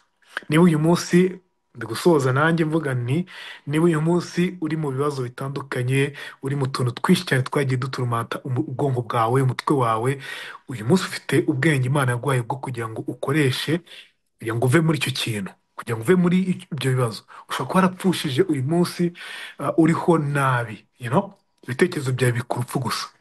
Gusa uyu munsi ufite uburenganzira n'ubushobozi bwo kuva muri urwo rupfu ukabaho, ukongera ukabaho imyaka 50, we never know, wishimye. Ariko nudesida nabi, iyo myaka 50 usigaje ku isi uzayibaho nabi. Duhitemo neza rero nk'uko Abdul abivuze. Abdul, cyane. Ewan, Ikindi thank you kimwe so much. kimwe, Yego. hari Mm, umugabo hano hari witwa Joe Beckham, ushobora mm, kumureka nawe agatanga ijambo riri mm, nyine mm. ryafasha umuntu. Yego. Ni umubwirizabutumwa, reka bibwire njye ntabwo. ndi umuvugabutumwa. Umuvugabutumwa. Yego. Yego Joe. Um, buriya ijambo navuga, Mm, buriya tubaye mu buzima buzarangira, kandi kubaho kwa muntu ni ukwemera kubaho wowe, ukabaho uzi yuko ubayeho. Buriya urupfu si urumwe urutwumva. Urupfu rujya rutangirana n'umuntu ubayeho, akumva yuko kubaho kwiwe ni n'impanuka, ariko ubuzima si uko bumeze. Ubuzima ugomba gukora, ukikorera, ukanakorera abandi. Buriya ibi byose dukora, it's a service, dukorera abandi. N'ibyo uzabona byose, yaba ari uguhembwa, you are doing a service. Kandi abantu bakora nibo bajya babona inyungu. Ariko umuntu uryama, umuntu udakora, umuntu udakunda kwiga, nta musaruro. Rero gukora kwacu nizo mbaraga z'abakomeye. Kandi abantu bose bari mu bihe bakomere cyane. Bahishuriwe ibihe ku mwana w'umuntu ibyo ari byo. Impamvu ibihe bikugeraho ni impamvu zitatu. Igihe cya mbere, mu bihe niho hajya haboneka ibisubizo. Igihe cyose urimo ujye umenya yuko ugiye kubona igisubizo. Ikindi, ibihe nibyo bijya bitegura umuntu, bijya bigutegura kuba mwiza. Ibihe byose waba uri kunyuramo byose ni ugutegurwa kwa muntu kwawe. Ikindi, ibihe ni isezerano ry'Imana. Ugomba kuba mu bihe, wanga wabikunda, ibihe nibyo ugomba kubamo. So mukomere cyane, kandi ibyiza biri imbere cyane, iby'inyuma wamubyibagirwa. Umenye yuko uyu munsi utangiye ubuzima bwawe. Kandi abantu bagera ku bikomeye ni uko bajya baharanira guhinduka buri munsi, tuba mu buzima buhinduka. So thank you so much. Murakoze cyane. Jean Pierre, nawe dusoza umunota umwe cyangwa ibiri. Unmute. Murakoze cyane Gerard. Ikintu navuga cyangwa se ijambo nabwira abantu ryahindura ubuzima bwabo, icya mbere, jya umenya ko ugomba kubaho kandi ukabaho neza. Ntuzahore utekereza ko niba waravutse mu bibazo, ibyo bibazo bigomba kugukurikirana. Ugomba gukora, ugakora, ugatsinda ibyo bibazo, ukumva ko ubuzima bwawe bugomba kubaho neza. Ntabwo abantu bose twavukiyeho kuba mu bibazo, ahubwo Imana yaduhaye ubushobozi, iduha ubutware bwo gutsinda ibyo bibazo, byo kubaka ubuzima bwacu bw'ejo hazaza.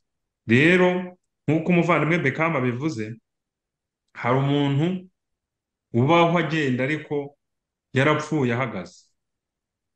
Ntiwumve rero ko ugomba gupfa uhagaze. Ntabwo gupfa gusa hari uko wumva ngo umuntu yapfuye bakamushyingura. Hari umuntu upfa ahagaze.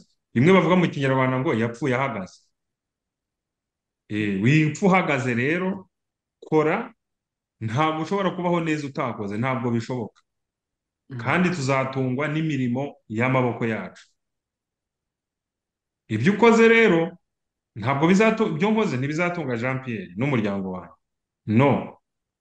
Ni ukuvuga ngo umuntu nyamuntu ni umuntu uzabaho akumva ko afitiye sosiyete akamaro.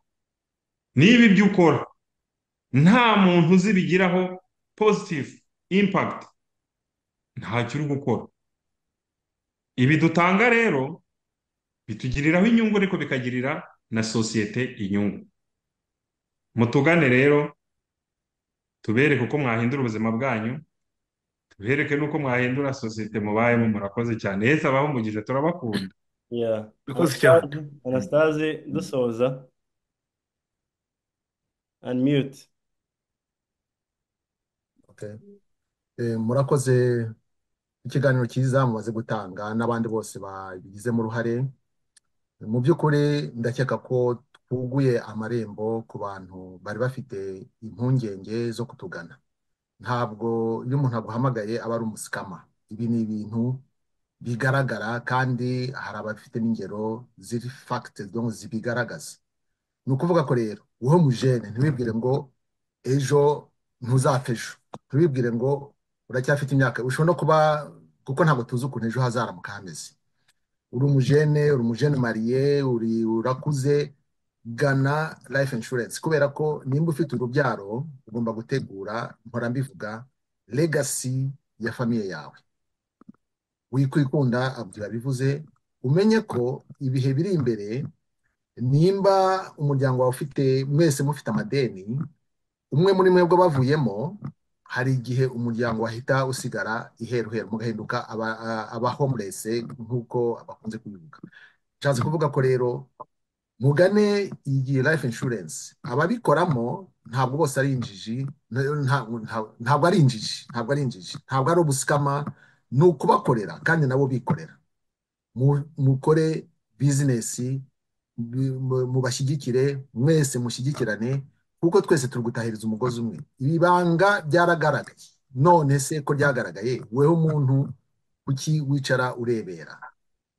Haguruka, fungura ubwenge, utugane, tukugire inama, weho n'abawe. Urakoze. Ndashimira kandi dora munyamakuru Mbabazi, wakoze kwigomwa kuba uduhaye umwanya wo kugira ngo twisobanure cyangwa se tuvuge ibyo dukora.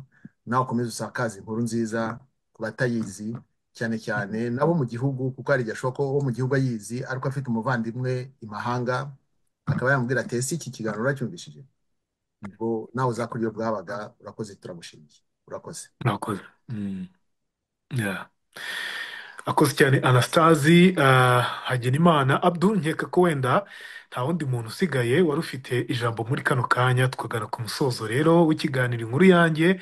Tubashimire cyane kubana natwe mu kiganiro. Dushimire buri wese navuga ngo uyu munsi witabiriye kureba kino kiganiro kuva ku ntangiriro akagera ku musozo aho ngaho tugeze. Mubwiza ukuri ko urungukamo byinshi. Ikisigaje ni ugufata icyemezo, decision. Burya ubuzima bwacu bugizwe n'amahitamo. Nuhitamo neza, uzamenye ko ubuzima bwawe buzagenda neza.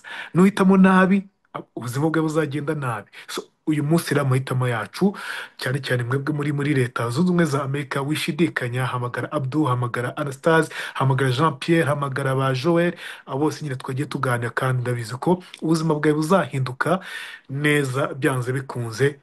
Ntabwo nanjye nashya kuri televiziyo, kuri Inkuru Yanjye, umuntu umusikama cyangwa uvuga ibidakwiye. May God bless you. Nitwa Rweme Mbabazi, naho utaha.